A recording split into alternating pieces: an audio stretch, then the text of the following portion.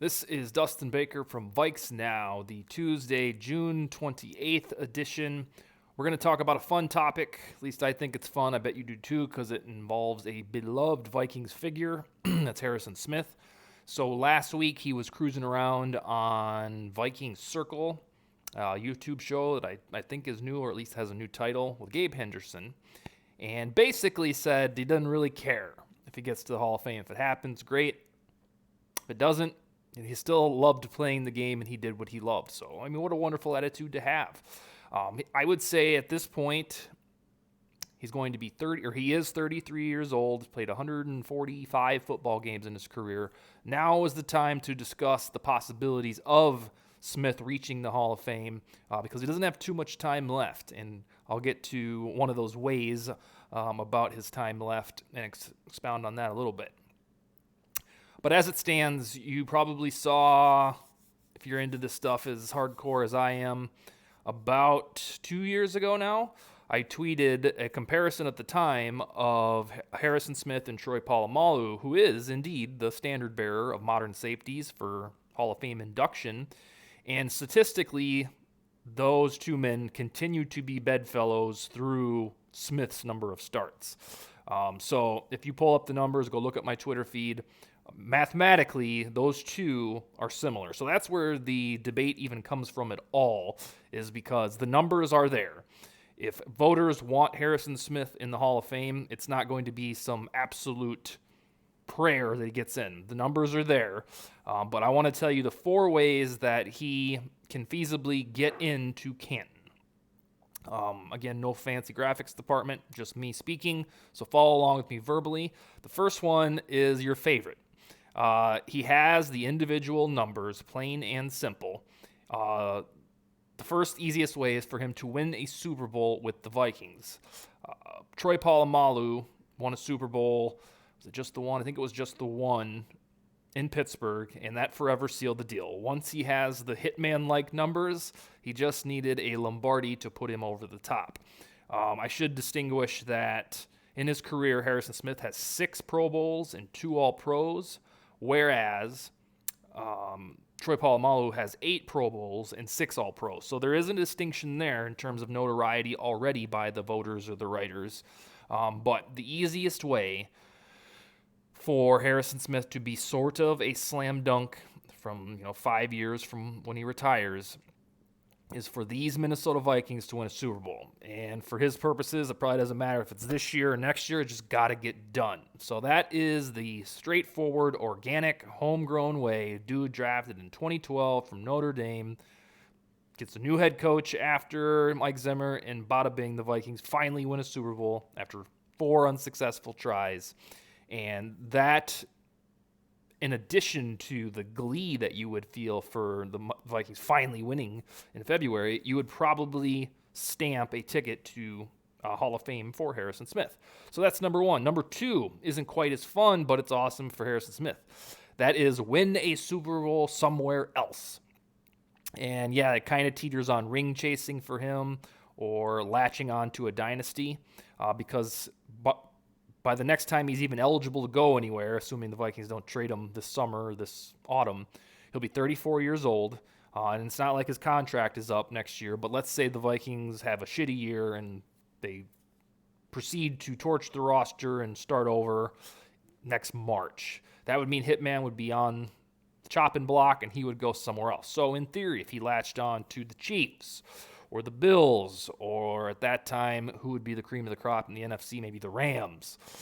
If he can go win a Super Bowl ring somewhere else, assuming the Vikings can't, then if he just gets that and he's a prominent performer on the Super Bowl winning team, I think that gets him in the dance. Because, again, this isn't some Homer episode or Homer take about Hitman being a fringe candidate for the Hall of Fame. The numbers are there, unless you think that, strangely, that Polamalu's numbers are unique to him and don't apply to others.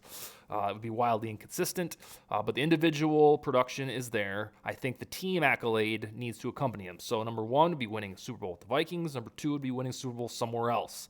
Probably a A team that's already contending right now that will continue to be relevant into 2023 and 2024 as Harrison Smith winds it down. Now, that's not to say that Smith is leaving. I'm just saying there's a possibility of it happening if he wants to get a ring, or if he wants to take a Greenway path where you just stay with the Vikings your whole career, and then when you're done, that's it. That would be the John Stockton way of doing things.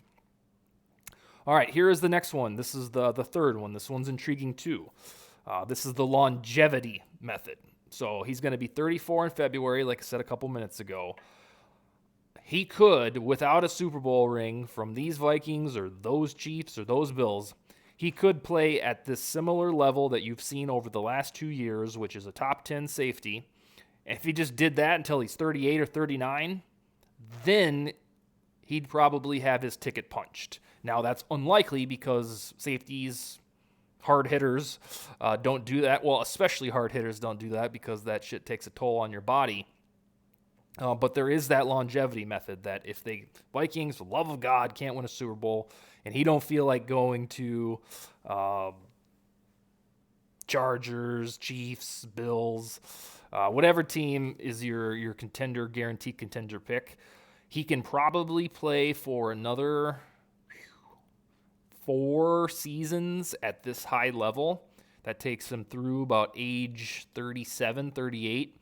And then when the voters examine him, because he's going to be a finalist 5 years from his retire date. It's just whether or not he's one of those dudes that tries over and over and over.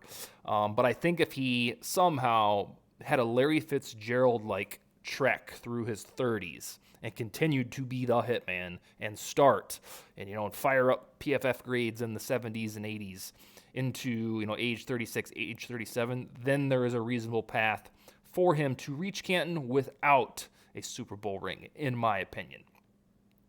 And the last one is pretty boring, pretty vanilla. It is prayer or luck from the Hall of Fame voters. So let's assume the Vikings don't win a Super Bowl. Cover your ears. Let's assume Smith doesn't feel like ring chasing, latching on to a budding dynasty in the next couple of years. And let's assume that he doesn't play like a Pro Bowler until age 38. Then he would rely on prayer, luck, the wind, however the voters were feeling that particular year, or however many years he'll be on the ballot back to back. But that, I don't know. It kind of feels like that one's the most realistic because you're cynical enough to believe the Vikings won't win a Super Bowl. And the chances of Harrison Smith going to the team that's going to win the Super Bowl, 1 out of 31, probably not good odds there. And then him playing late into his 30s would be great for him, but it's not necessarily going to happen. So yeah, this one probably is the most realistic, that he would chart his normal course, which probably has him retiring around age 35, age 36.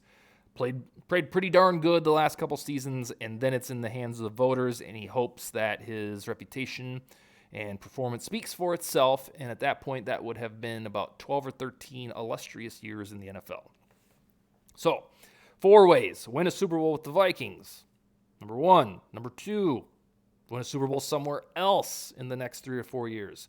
Number 3, no matter where he plays, sans the Super Bowl, keeps pounding out these upper echelon years until about age 36 or 87, the longevity method. And then last is the hope and prayer and luck methods, that everything stays status quo. He retires at a normal age. You look back and his final 2 seasons were pretty good, as you would expect. And then you just rely on a little bit of mojo from the voters. Tomorrow I'll be back with Josh Fry from Vikings territory and Purple PTSD. We had him on about 2 months ago, perhaps 3 months ago, about 2 months ago, I think it was, leading up to the draft. And I am going to ask him to name off 5 Vikings players, unsung dudes, that can make a name for themselves on the 2022 team. And I'll reiterate this tomorrow on the show. What I don't want is, Irv Smith, Christian Darrisaw. I know those guys are on the trajectory to be good. I want, like the KJ Osborne from last year at this time, when nobody in the world knew that he was going to be the WR3, let alone a productive one, and now trending to even more than that down the future. I want to know from Josh, who are these true sleeper dudes like Luigi Villain or Andre Mintz, those kind of guys, in his opinion, can make an impact on the 2022 Vikings. All I got, and Skol, baby.